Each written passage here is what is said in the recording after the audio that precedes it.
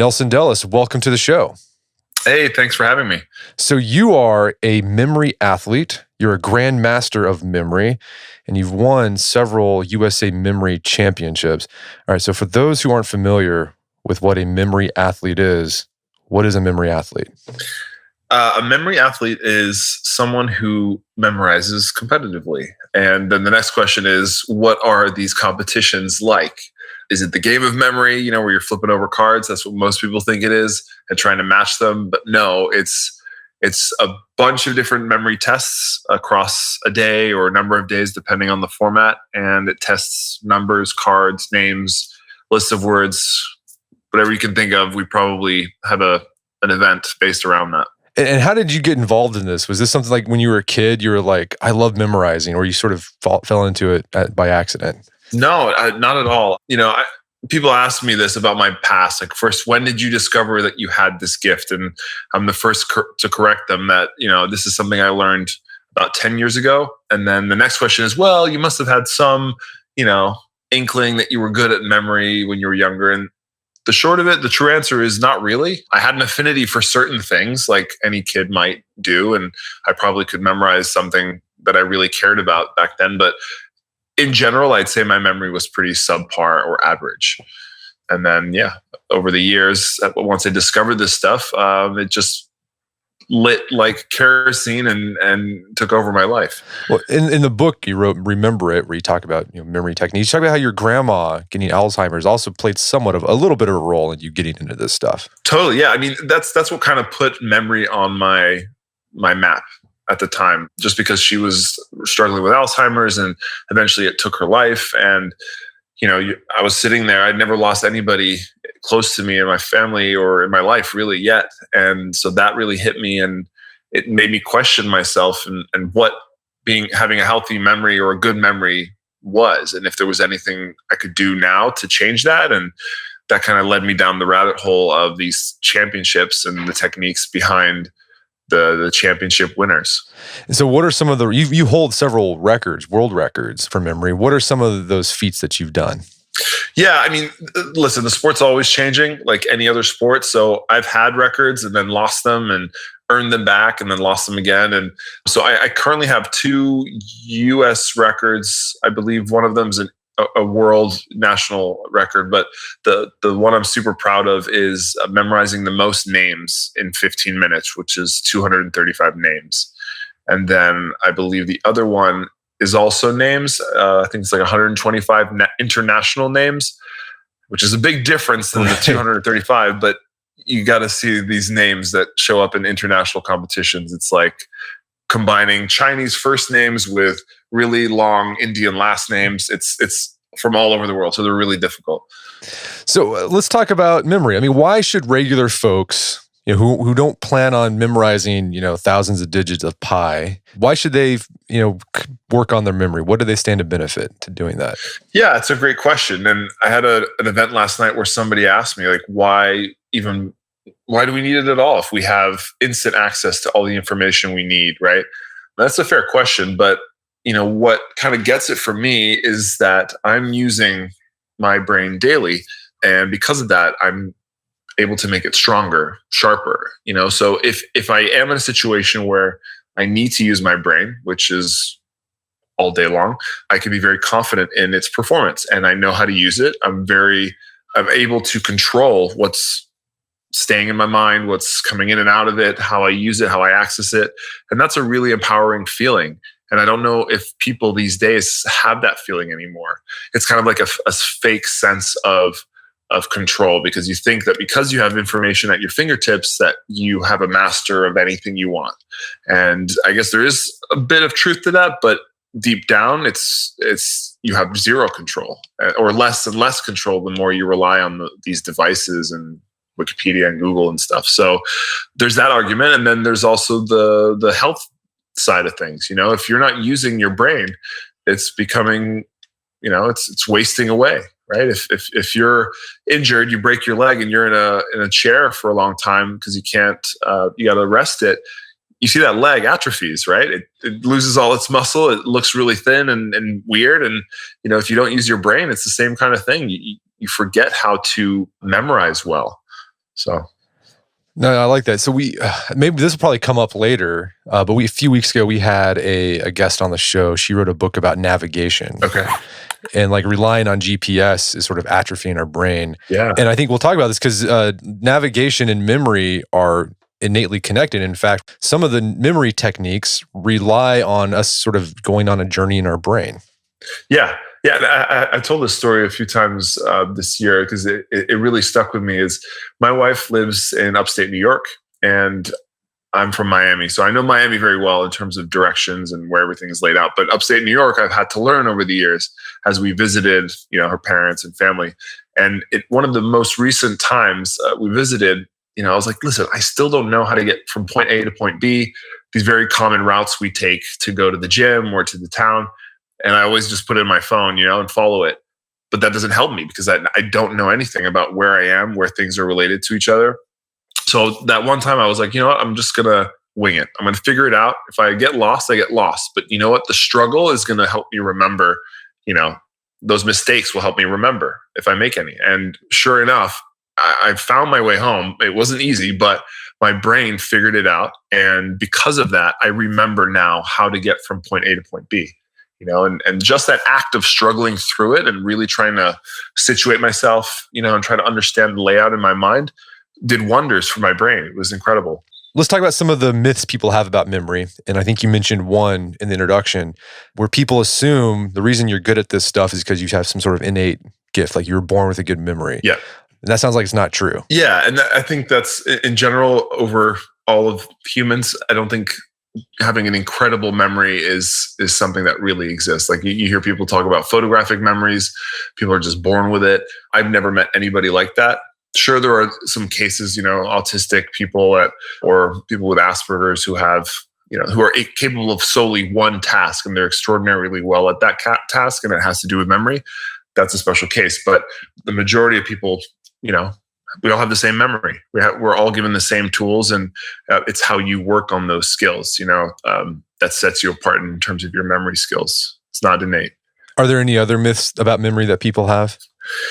Yeah. I mean, another one, and this is kind of related, but people think that if they have a bad memory, that's just what they're stuck with, right? That their memory can't change. And that's totally false. It's something you can work on no matter how bad any of your listeners think that their memory is.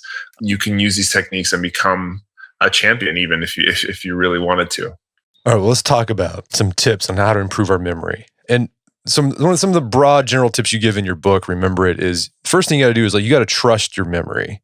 Yeah. Why is that important to trust your memory? How does that help? Yeah, because I think one of the biggest killers of being able to have a good memory is when you doubt yourself, or if you believe that you have this bad memory, and most people do, unfortunately. So often when I go in to give a speech or some seminar, I try to really show people that first of all they can do this, and secondly that their memory is just as good as anybody else's, that it's not bad. People get stuck in this, acceptance of, yeah, I have a bad memory. That's just me, bad memory McGee, whatever.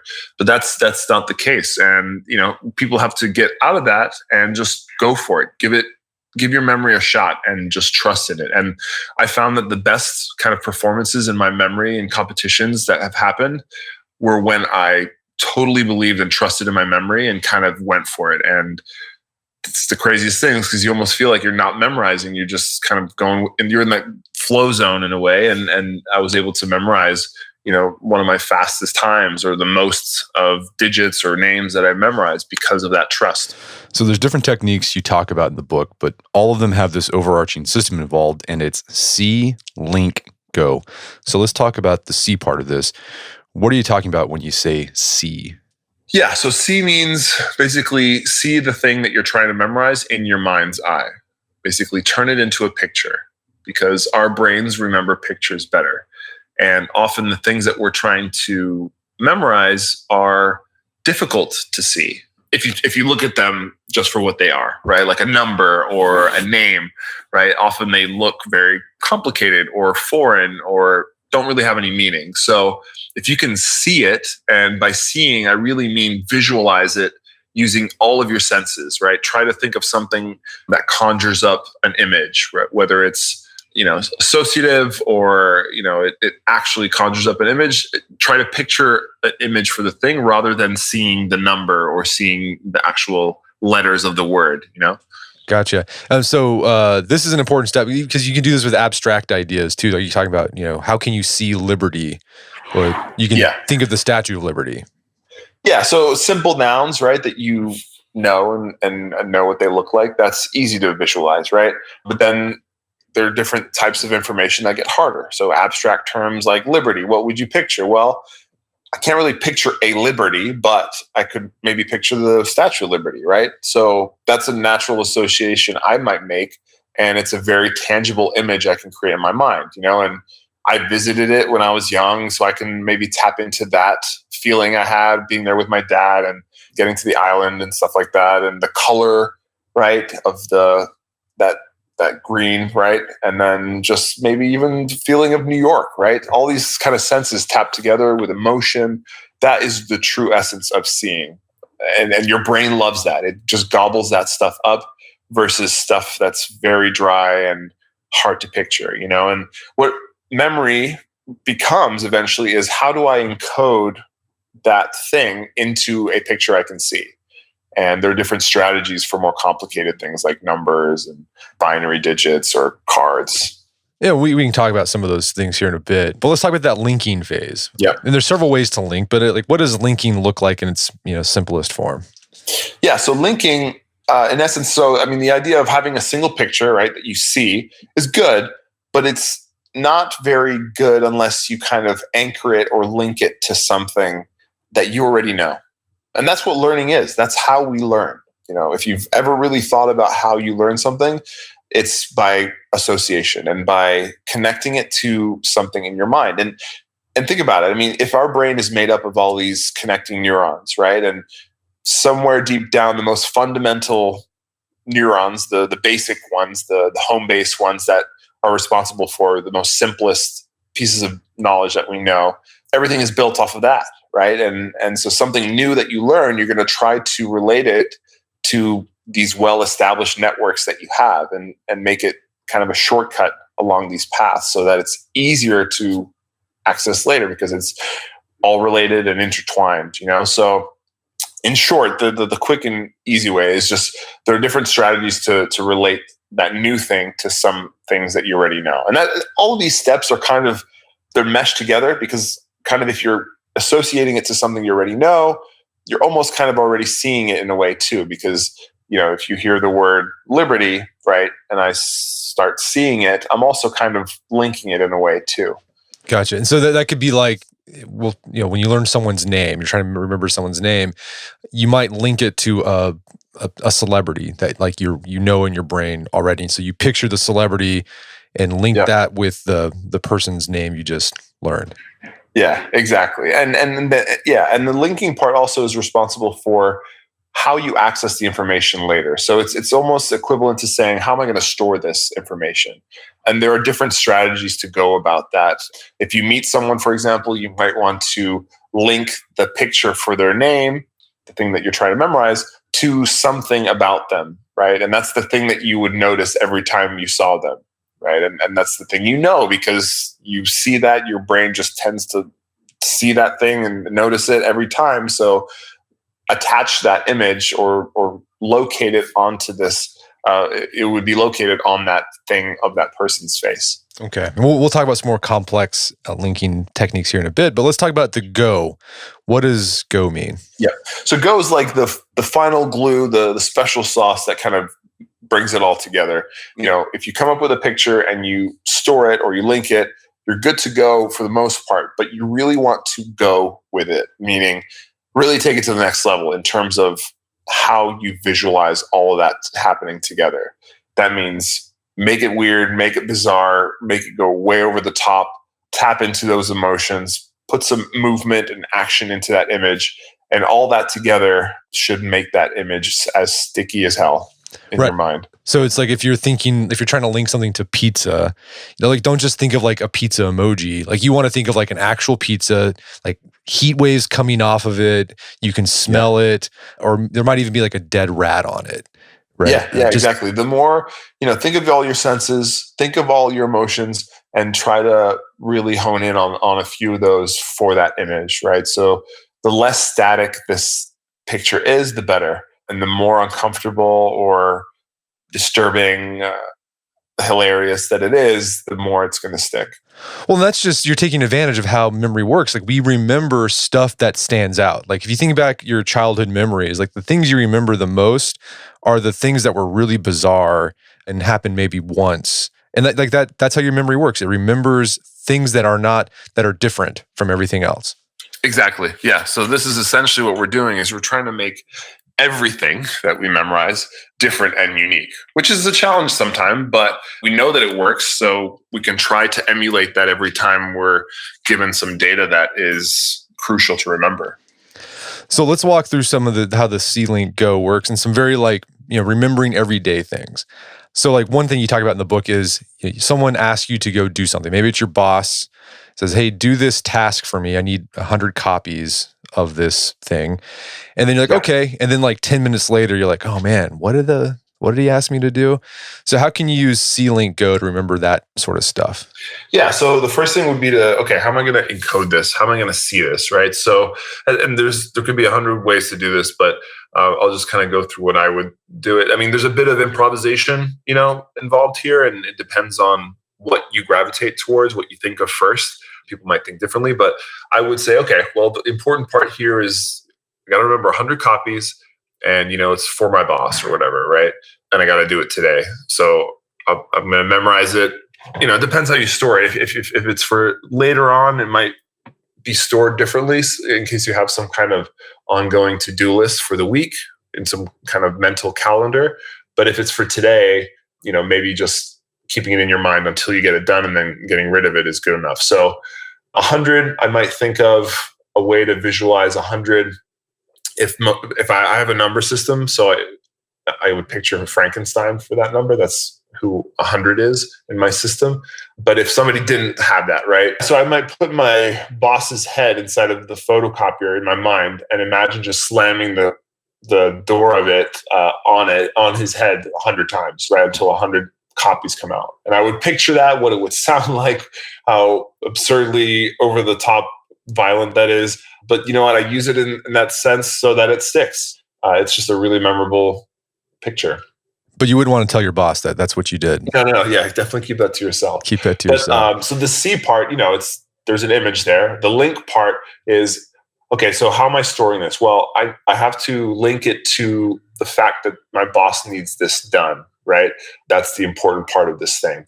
And so I don't want to forget that. So I'm inevitably in my job going to think about my boss or see my boss. So every time that happens, that's going to ensure that this bizarre image comes up, right?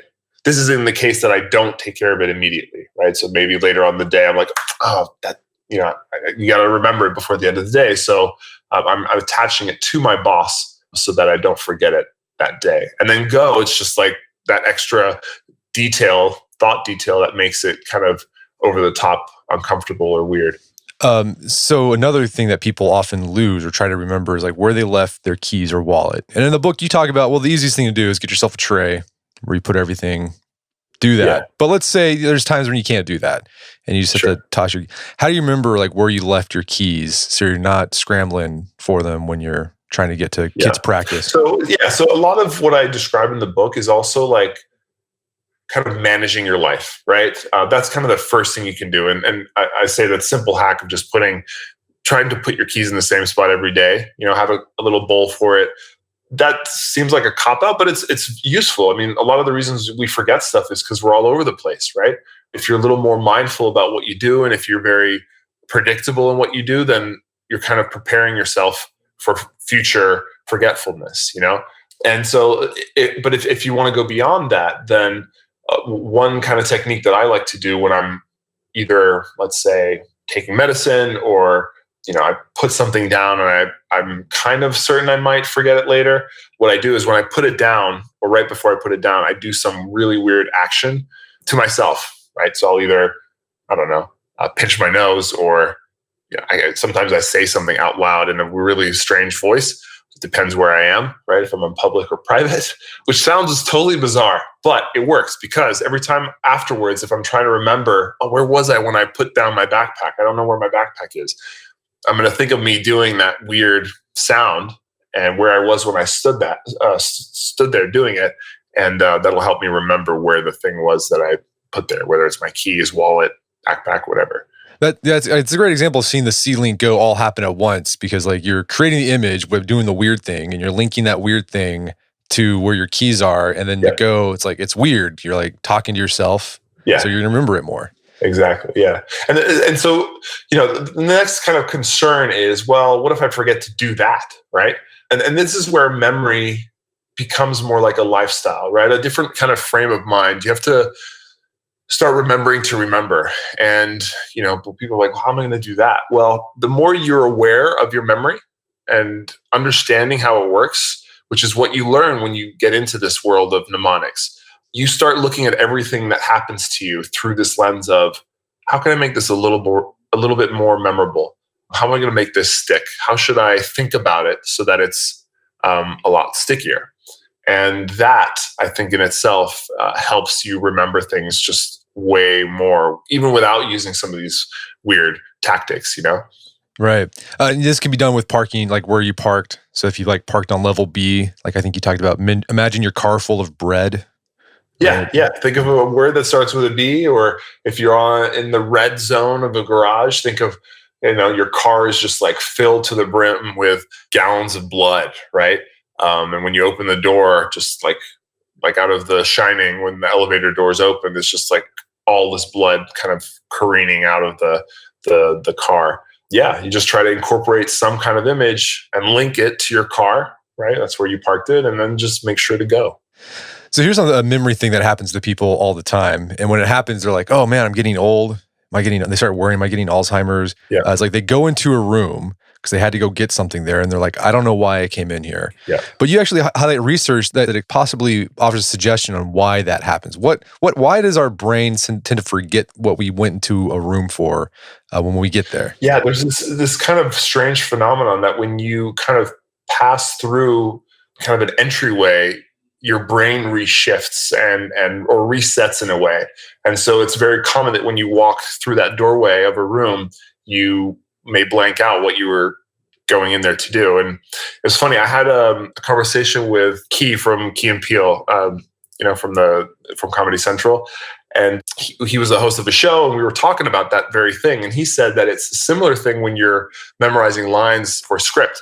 He said when he memorized one page and then he turned the page to the other, that changing of the page, like he could remember that whole page, but then the next page would kind of be separated suddenly because of that disjointness as changing the page. And so we were talking about how, that it's kind of, there's studies that show that just like that separation is, your brain kind of resets. So a tip that I give people is to kind of walk back into the room you were before, which will usually, not always, but sometimes it helps to kind of remember what you were doing when you're in that previous mindset in the other room.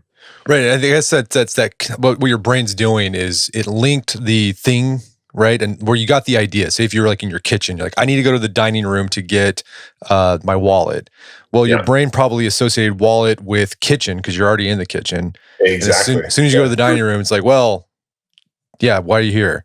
So I think that's related to that idea that, geography and memory or like navigation and memory are connected, right? Like we connect ideas with our geographic landscape.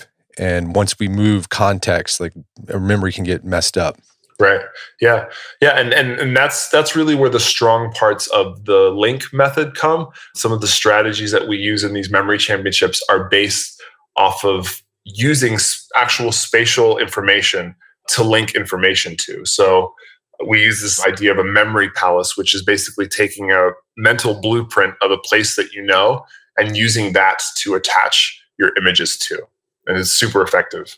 Another everyday memory task that we do is remembering names. We talked about that just now a while back ago, but it's just linking the person's name with something you're very familiar with. But I think the secret is doing that go step and making it really bizarre and absurd so that you remember it even more. So maybe find a feature on the person and then just amplify it, make it a caricature. Yep. Yeah. and then you'll that's the go part, and you'll like cement in like what their name is. Yeah, and also the linking part. Not a lot of people do this with names, but I try to attach it to something about the person, and I tend to use their face just because that's what I'm looking at, and or what I notice when I'm meeting someone for the first time. So if Nelson over there has a big nose, I'd come up with a picture. I'd see his name as an image. So maybe I'd picture Nelson from The Simpsons, right? The character. And then I want to link it to his nose. So every time I see him, I'm going to notice his nose, and there will be the picture that I placed there. So I imagine a bully, Nelson from The Simpsons, just beating up on his big old nose, and that's why it's big. And I can add as much secret sauce to that to make it pop even further. But you get the idea, And again, like thinking of your boss slamming your boss's head in a copy machine, like you wouldn't want to tell people like the thing you. No. Yeah. And I'm sorry that my images always come back to being a little violent, but they're not always that way. But and every person's different. Maybe you want to just go with something that's maybe a little more somber or pleasant. I don't know. It all depends. You have to find out what works for you. And I'm just trying to find the things that I know my brain will never forget. No, violence is memorable. Like I remember like fights when I was a kid, or like watching a fight. Like when I still remember that, 25 years later. Yeah, me too. I'm thinking of like, I wasn't a very confrontational guy, but I had some run-ins with some guys who picked on me in middle school or whatever. And I remember one day this guy just pushed me up against the wall, and it was like the last straw kind of thing. And I remember doing this move on him where I tripped him and pinned him on the floor. And it was just like this thing where I can picture it like daylight in my mind, and that's 15, 20 years ago. Yeah. Remember it. All right. And so you can use that probably for your, like, to peg some memory thing you're trying to remember. Yeah, exactly. Yeah. So let's talk about, let's get a little more advanced here. This is kind of getting to your realm a little bit of memorizing list of things. So how do you remember a list of things you have to do that have a particular order? So for example, one thing you do is, or people do in these memory games, is remember presidents of the United States. Sure. Yeah. I mean, so now when you get into lists of things where order matters, you're required, or you need now better organization for those pictures, because there's a lot of them and they have to be in a certain sequence. So the linking step needs a bit more care. And so the strategies that we use, there's a few out there, but the kind of go-to one I had just mentioned was the Memory Palace. And so when you use Memory Palace, you basically have this blueprint of a place, and you've decided on a route through it. Something that makes sense, right? You know this place, like your house, let's say. You know how to walk through your house. If you close your eyes and start at the front door, you could easily navigate around in your mind. You know it that well. So if you do that while imagining, let's say, the presidents, all the names, pictures for the names along a path from your front door all the way up to your bedroom, you're going to remember that very easily, because all you have to do to recall it is walk back through your house and pick up the crazy images that you left there along the way. And so when you're thinking of the presidents, like you want to find something about them and make it memorable. So like, for George Washington, you might imagine him as a washing machine, right? Yeah. Washing machine, washing a ton of something, right? Right. So you have washing ton, right? And that could be, your doorway, right? So in your doorway, instead of a door, there's a big washing machine with a ton of, and if you want to take this even further, you can combine, maybe do two presidents at a time. So maybe the second president is Adams. I think of an Adams apple. So I have apples. That's my picture. So now washing machine is washing a ton of apples, right? So that image in itself is totally insane. And imagine walking up to my house and there they are. There is that image as the front door.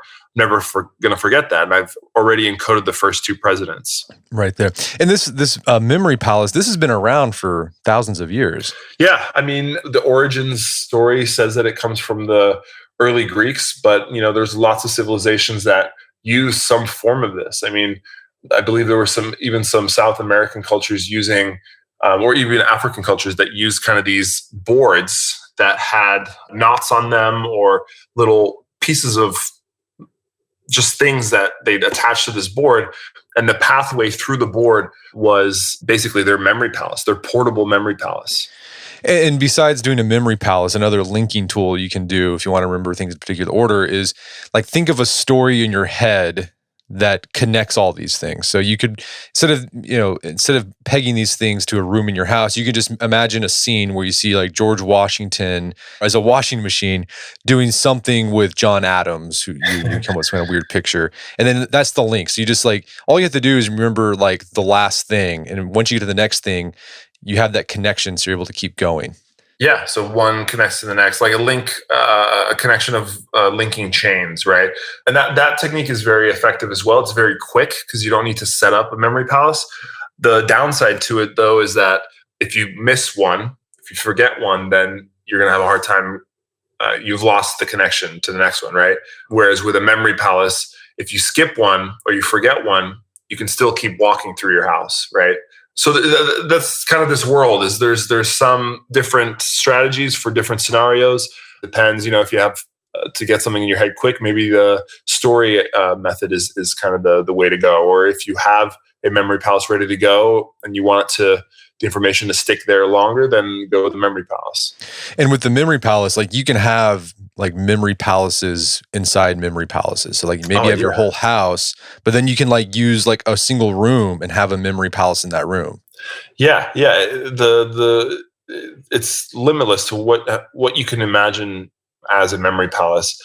Some people say, "Oh, I live in a tiny apartment. I'm limited," but I tell them, shrink yourself, right? Imagine you're the size of an ant, right? And now suddenly you have this giant structure to explore, right? You could memorize, 100 things on just your front door if you wanted to, just because if you look closely enough at your door, you could make a little pathway through it that, goes from the bottom corner to this little splinter that you noticed to the handle to, every little nook and cranny of that door could potentially be a location where you're storing a piece of information. And I know the ancient Greeks used the memory palace as a way to remember speeches, memorize speeches. So how does that look? How can you apply the C-Link Go with the memory palace to remember a speech you have to give? Yeah, and back in the day, that's what they would use the memory palaces for. Is that they would store their speeches and they would put the topics of what they wanted to say in each location along this path. And so text is hard, right? So speech is essentially just text that you want to memorize. And you can go about it a few ways. If you want to memorize just the general ideas, that's one way. Or if you're memorizing a speech verbatim, word for word, that's a little harder, but you got to memorize every single word. But essentially the process is the same. Just kind of turn the word or turn the idea into an image and then place it along a path or link it. In this case, I would suggest a memory palace. And then when you're giving your speech, all you got to do is think of that place and mentally walk through it as you're reciting your speech. How does this memory palace look for numbers? Because, and so I guess the trick there is how do you turn a number into, which is very abstract, into a visual thing? Yep. So the tricky thing with numbers becomes the C part. How do I encode it? And there's a few methods to do that as well. But it essentially hinges around making these numbers into words. And then those words suddenly just becomes like memorizing words, which is easier. Gotcha. And you talked about earlier, you mentioned like Frankenstein's 100. Yeah. So my system, it's a bit complicated, but every 3-digit number, I have a preset person for it. And 100 happens to be Frankenstein. So you could, this is as a memory athlete, what you've done is you've done some work ahead of time where you've assigned certain things. So 3-digit numbers assigned a person. Like, do you have like 2-digit numbers or assigned a specific type of thing? Yep. So, when I started, I actually started with just a 2-digit system. So every number from 00 to 99 was something.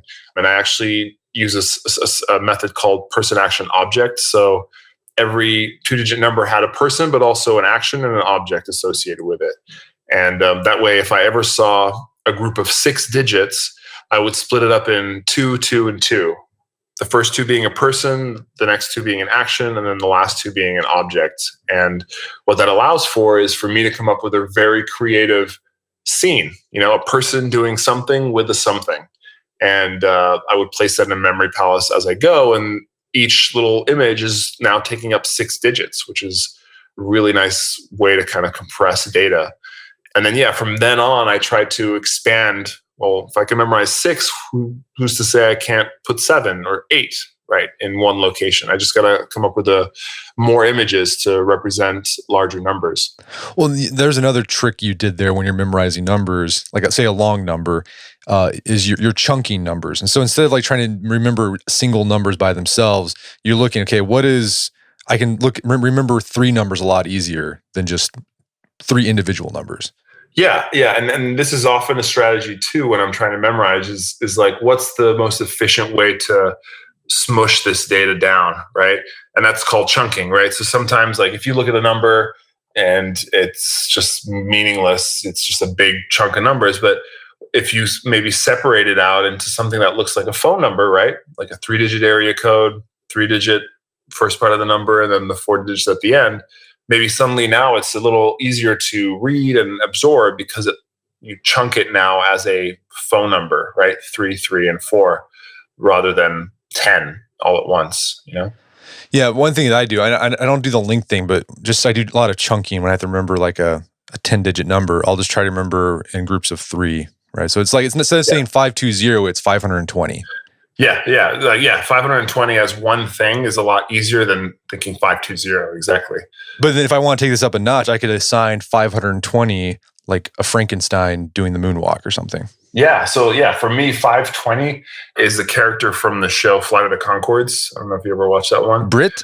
Which one? It wasn't Brit. It was Mel, the weird chick, right? So that number, those 3 digits, suddenly is this really colorful, funny comedian that whenever I think about it, I laugh and can picture her in all the episodes. It's suddenly got this a ton of imagery to work with, right? Rather than this dry set of 3 digits.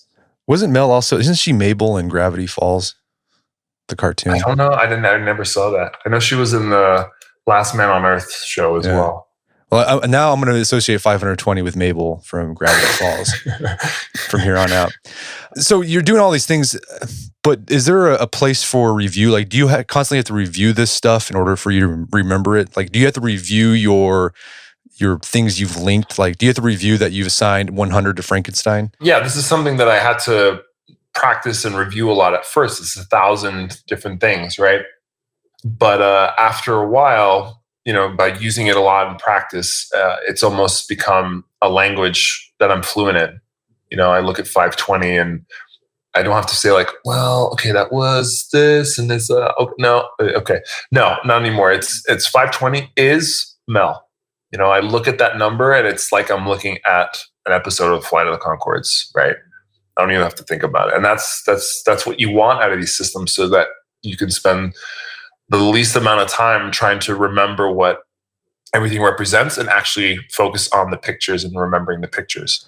Here's another question about the memory palace. Do you use certain places for certain types of memory tasks? Do you only use them once just for that memory task? I can imagine there could be an issue if you try to use your house for memorizing multiple things, like there could be some bleed over going on. Yeah. So part of this lifestyle of memorizing things, you want to have a number of memory palaces and you want to manage them correctly. So, you're going to have some memory palaces that hold information that you'd like to keep forever. That's not going to change. Think of stuff like the presidents or the periodic table, right? Or world capitals, that kind of stuff. Like stuff you just want to know, or stuff you're studying for your job or for school, whatever. You would choose a memory palace or create a memory palace and dedicate it to that alone, just so that you don't mess with the contents, and confuse it with anything else. But then I also have a ton of memory palaces that I use for stuff that is, for one day I need it to remember my to-do list, and then by tomorrow I hope to forget it. And what I do is I'll have, say, a cycle of memory palaces that are on rotation. And day 1, today, I'll use this one, right? And then tomorrow I'll use the next one, and so on. And then by the time I've used them all, I start back over, and hopefully by then I've forgotten what was in it the first time. So basically what I'm saying is some of these memory palaces, I practice forgetting the contents, right? I have to get good at forgetting some of the stuff because I need to tape over it. When you do your memory palace, like when you're visualizing it, are you like, do you imagine yourself doing like first person, like Doom style, right? Where you're going through the room like that? Or do you imagine, because when I think of memory palace, I'm always imagining, you guys remember Family Circus? Yeah. Where Billy like goes through the house, it shows like him going through like the backyard and these weird trails to do things. Yeah. Oh, yeah. How do you visualize that when you're going through your memory? It's a good question. I think people do it differently, but I'm more first person. And so like everything's kind of like I'm looking at it. Sometimes I float around. Sometimes I feel like I'm a part of it. It really varies, but I think more than not, it's kind of like this first person shooter view that you mentioned. Gotcha. So it's gonna, all these things are going to be different for different people. You got to use what works for you. Exactly. Yeah. I mean, it's your mind, right? And we all think differently. So yeah, I'm kind of giving people through my book and what I'm saying now a general idea, but ultimately you have to figure out by trying it what your brain gravitates to. But the basics of it all is stuff that we all can do, namely that we can see pictures in our mind and we can use spatial information to really store it well.